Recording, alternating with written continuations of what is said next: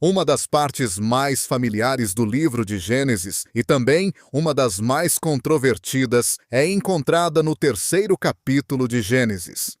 Decidi chamar essa parte de A Crise Como Ela Era e Como Ela É. Mas qual foi essa crise de antes e de hoje, sobre a qual lemos no terceiro capítulo de Gênesis? É a crise que a Bíblia chama de pecado. É a crise que todos nós enfrentamos todos os dias. Vamos agir à maneira de Deus ou à nossa própria maneira?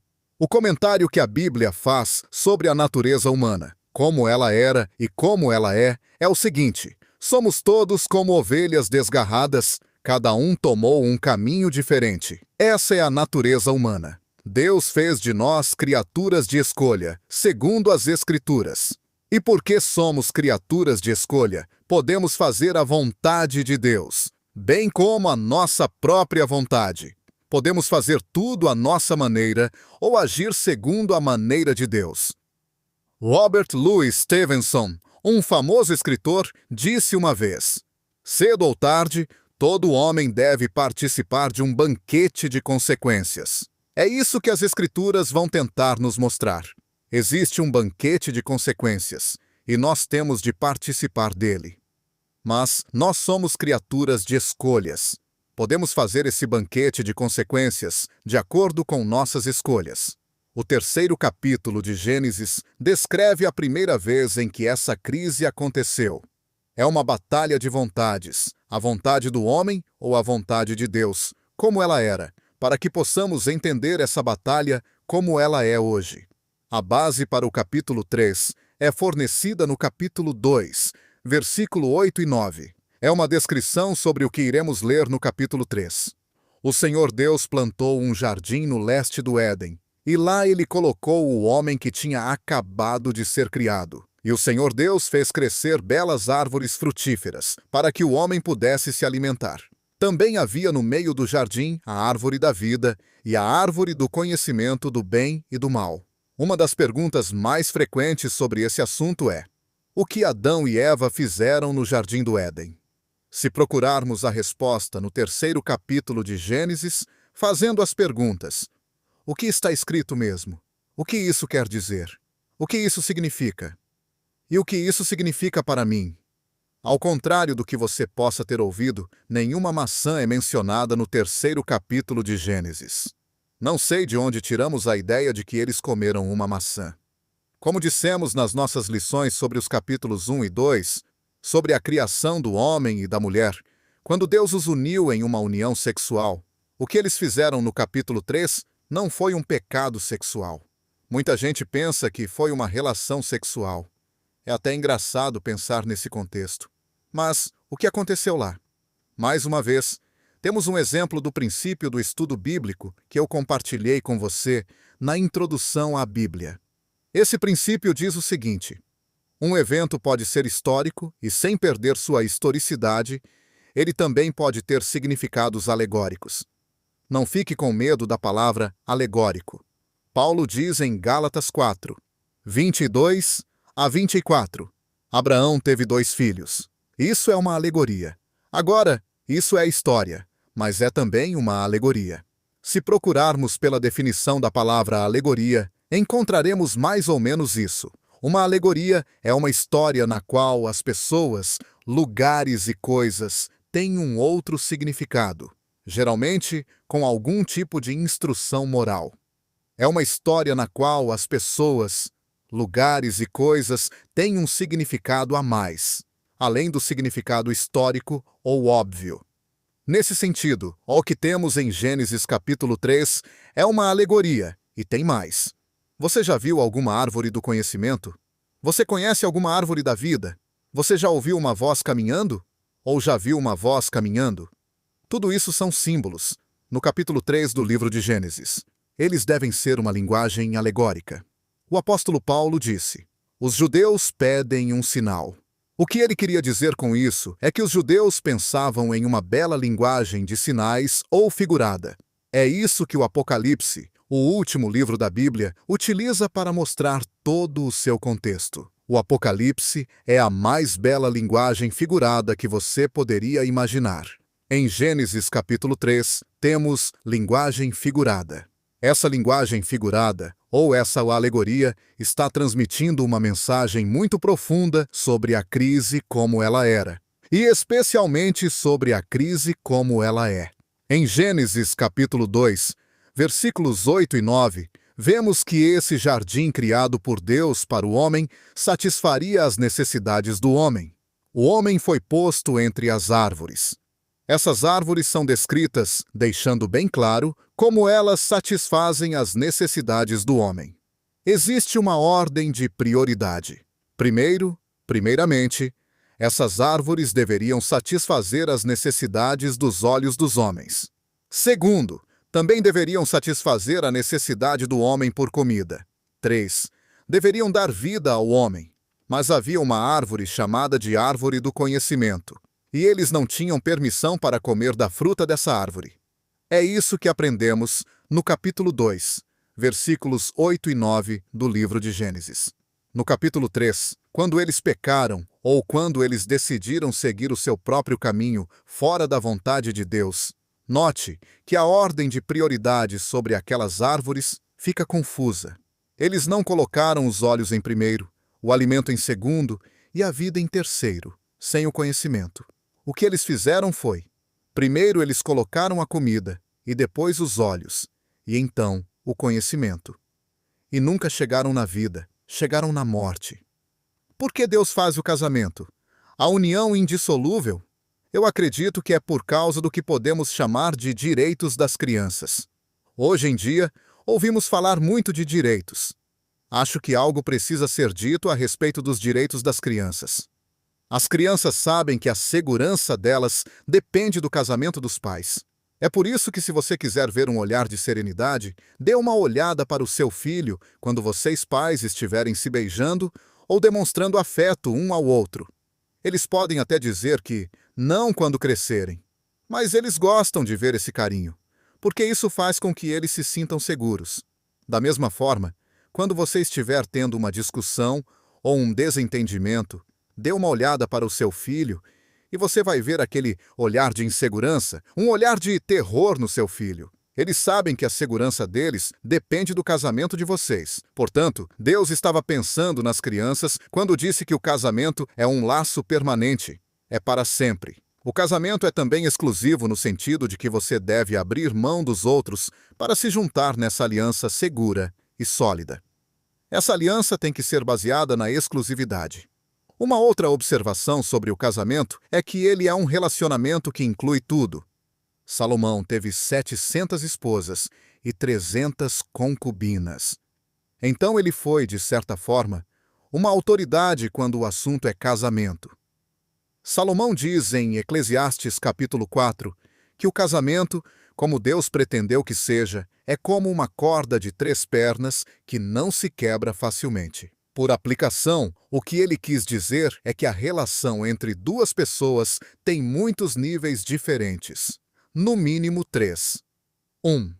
O primeiro de todos, o homem e a mulher, se tornam um só em espírito. Segundo, Deus quer que eles tenham comunhão, como que se fossem um só espírito e mente. 3. Deus desenhou essa relação física e sexualmente. Deus projetou essa relação física para ser a expressão de alegria da unidade que eles teriam nesses níveis mais profundos. Deus quer dizer que devemos ser um em espírito e na mente e expressar essa unidade através da união física ou unidade física. Os animais têm essa expressão física, mas não há união de espírito nem de mente. É apenas animal, é apenas mecânico.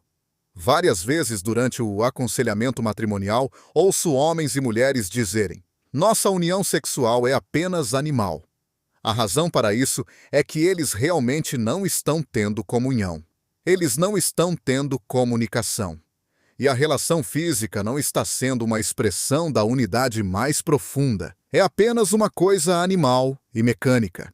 Isso não é o que Deus planejou, nem é o que ele pretendia. Deus pretendia que nós fôssemos como uma corda de 3 pernas, ou um cabo com 3 tranças que não se parte facilmente. Ele pretendia que fôssemos um no espírito e na mente. Assim, nossa união física será o que deveria ser. Se tivermos essa unidade em todos os 3 níveis, então teremos a corda de 3 pernas, a qual Salomão disse não ser fácil de quebrar. Um último pensamento sobre essa lei da vida, como podemos observar em Gênesis, vemos o casamento, o lar e a família, como eles eram e como eles são hoje. De acordo com as Escrituras, não podemos ser pais adequados sem a ajuda de Deus. O Salmo 127 diz: Se o Senhor não edificar a casa, em vão trabalham os que a edificam. Se o Senhor não guardar a cidade, em vão vigia a sentinela. Inútil vos será levantar de madrugada, repousar tarde, comer o pão de dores. Aqui está uma mensagem importante desse salmo. Se você estivesse tentando dormir e tivesse um dia cheio pela frente, não seria ridículo deitar e dizer: Senhor, tenho um dia cheio amanhã. Eu tenho que ajudá-lo a pôr energia de volta em meu corpo. Então eu vou deitar e ficar acordado para ajudá-lo a pôr energia de volta no meu corpo, porque amanhã eu tenho um dia lotado. Enquanto você ficasse acordado, ele não poderia recolocar energia de volta em seu corpo. Quando você se torna passivo e libera tudo para Deus, tudo para Ele, e põe sua vida nas mãos dele e vai dormir, milagre dos milagres. Aí o Senhor, Ele mesmo, põe a energia de volta no seu corpo. Você pode acordar 6 ou 8 horas depois e ter energia suficiente. Salomão diz que Deus dá aos seus amados a capacidade de ser pais adequados, quando você leva suas crianças até Ele e deixa que Ele construa a casa. Resumindo, não podemos ser pais adequados sem a ajuda de Deus. Jesus disse sobre o casamento: ninguém pode receber isso a menos que Deus o ajude. Você não pode experimentar verdadeiramente o que Deus planejou para o seu casamento, a menos que você tenha a ajuda de Deus. Um dos grandes objetivos, e vamos dizer uma das grandes mensagens do Novo Testamento e do Velho Testamento é: você não pode ser uma pessoa adequada sem a ajuda de Deus. A Bíblia coloca dessa forma. Jesus diz em João: o que é nascido da carne é carne, e o que é nascido do Espírito é Espírito. Não te maravilhes de ter dito: necessário vos é nascer de novo. Essa é a grande mensagem da Bíblia. Como Deus acaba com o divórcio entre o homem e Deus? Como Deus realiza em nós o ato de criação de que precisamos?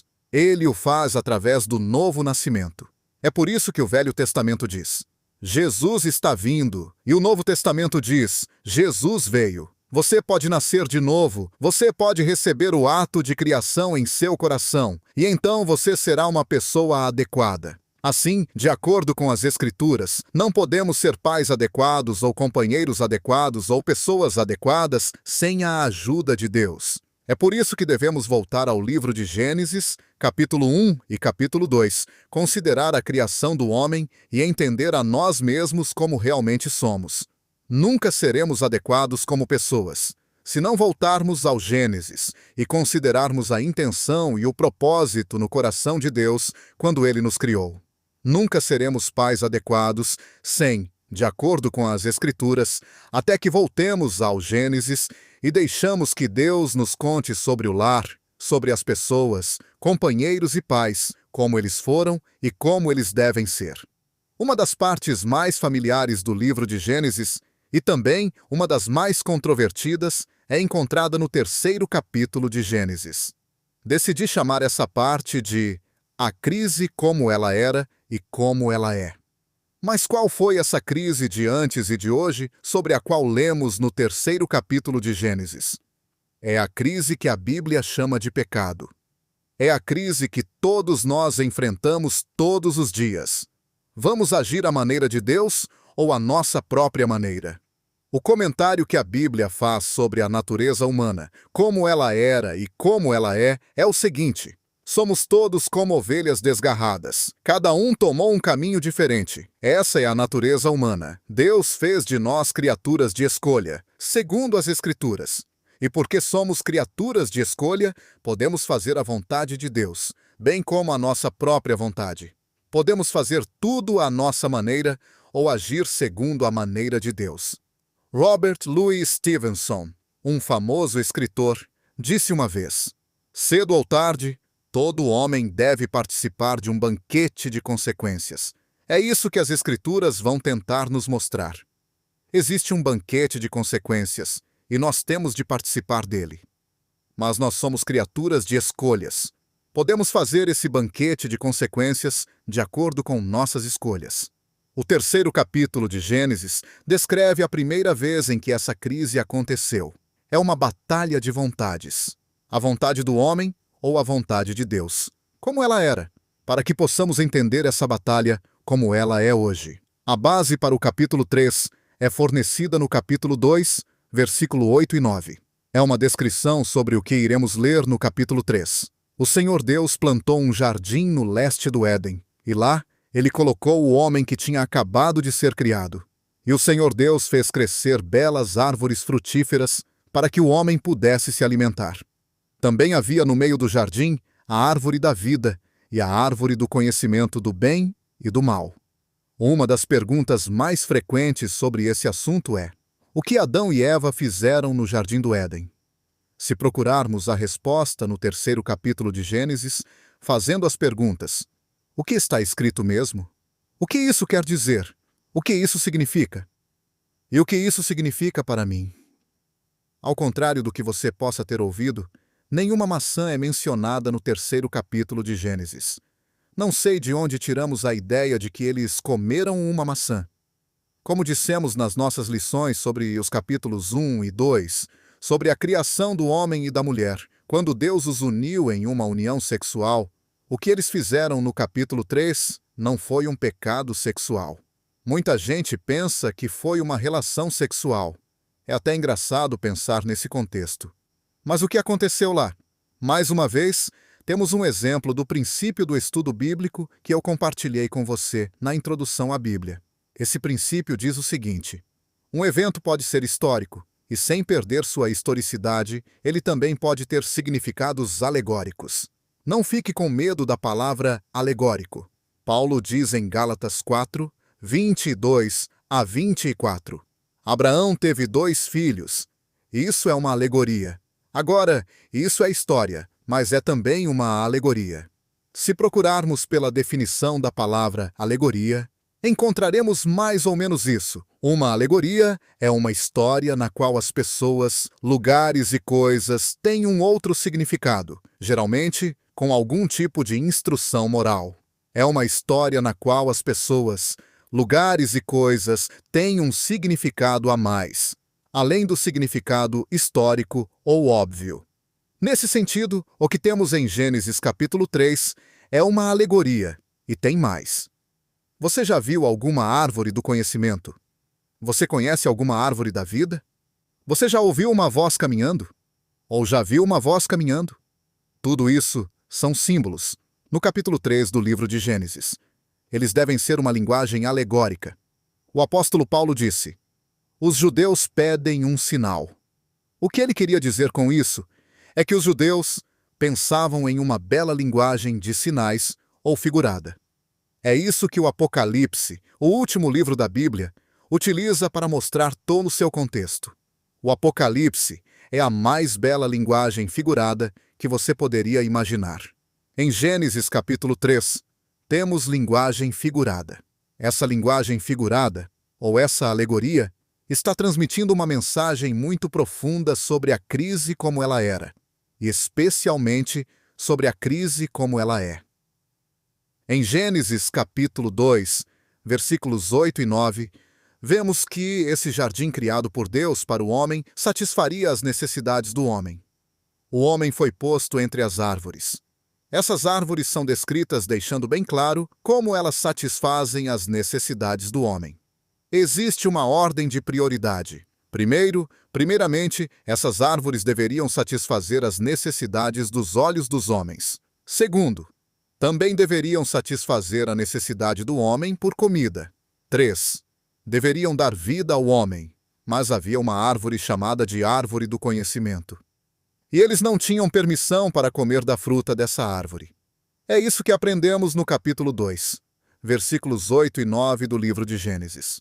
No capítulo 3, quando eles pecaram, ou quando eles decidiram seguir o seu próprio caminho fora da vontade de Deus, note que a ordem de prioridade sobre aquelas árvores fica confusa. Eles não colocaram os olhos em primeiro, o alimento em segundo e a vida em terceiro, sem o conhecimento. O que eles fizeram foi: primeiro eles colocaram a comida, e depois os olhos, e então o conhecimento. E nunca chegaram na vida, chegaram na morte.